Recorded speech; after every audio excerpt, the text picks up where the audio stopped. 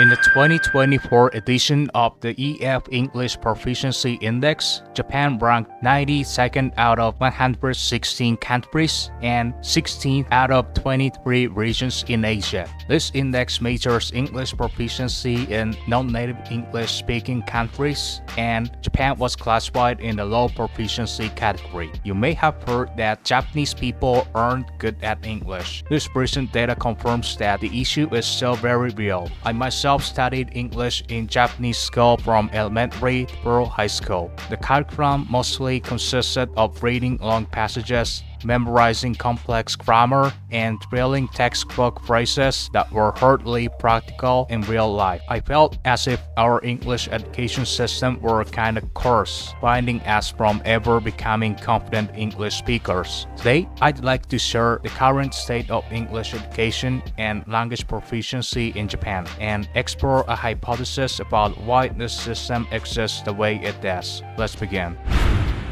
Japan's English education is overwhelmingly input-focused. Most of the learning is passive, memorizing vocabulary, studying grammar, and reading long text. There is very little output, like speaking or writing, which are essential for real communication. From my own experience, I would say about 80% of what we learn is input, and less than 20% is output. This makes sense when you consider how English is taught primarily to prepare students for high school and university entrance exams, and most of those tests only assess reading, listening, and maybe a bit of writing, but almost never speaking. This, despite the fact that English is fundamentally a spoken language. In school, English is treated as just another exam subject. The focus is on how well you can translate complex sentences, like solving puzzles, rather than using the language to express yourself. Even after entering the workforce, the system doesn't change. TOEIC scores are used as a standard measure of English ability in job applications and promotions.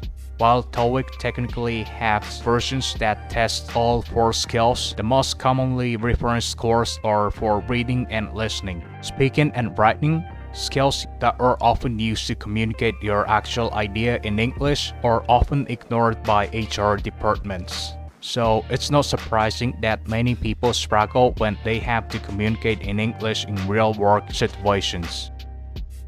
Now, to be fair, there are some merits to this input-heavy approach. For example, being able to read academic papers or understand technical documents that require strong vocabulary and reading skills. But the problem is that when Japanese people try to speak English, they often freeze. They can read and write, but they can't speak.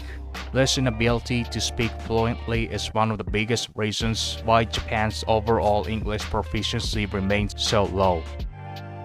Another reason which we can't ignore is Japan's strong culture of social conformity. In Japanese schools, it's not uncommon for classmates to laugh at someone who tries to speak English with a native-like accent. Why?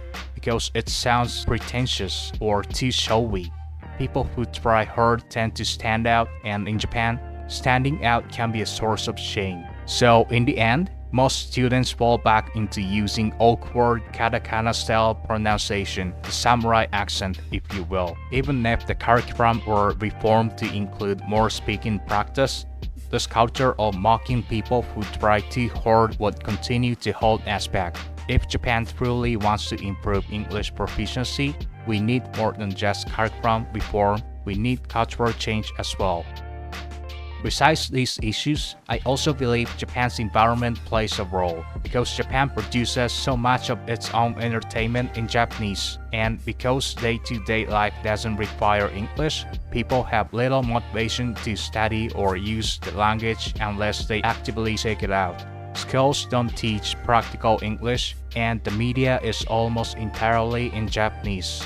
Unless you have personal reason or interest, there is very little exposure to real English in daily life. There's also the way Japan adapts foreign words, calling Velcro magic tape or French fries fried potatoes. This domestic reinterpretation of foreign terms further disconnect Japanese learners from natural English usage. I believe these cultural and linguistic habits also contribute to our lack of fluency. So far, I've talked about structural and cultural reasons behind Japan's low English proficiency, but I also have a personal hypothesis about why this flawed system persists. What if Japanese government is intentionally maintaining the system to prevent Japanese workers from leaving the country? Let me explain. Japan's work environment is so extremely harsh. Long hours, unpaid overtime, workplace harassment. Even though there have been government initiatives like work-style reform, conditions in many workplaces remain very tough. I myself don't want to be a salaryman in Japan forever. But even if people want to escape these working conditions, most of them only see one option: change jobs within Japan. When I was a young professional, I had no thought of working abroad. My idea of escape was improving my TOEIC score and finding a slightly better domestic company. Working overseas simply didn't feel like a realistic option.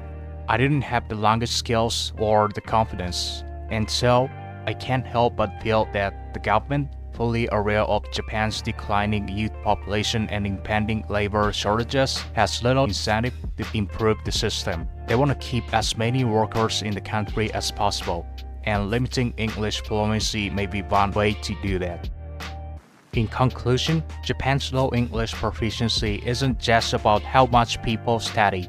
It's a complex mix of structural imbalances in the curriculum, social pressures that discourage speaking, cultural habits that isolate us from English, and perhaps even a strategic decision by those in power. That said, there are signs of hope.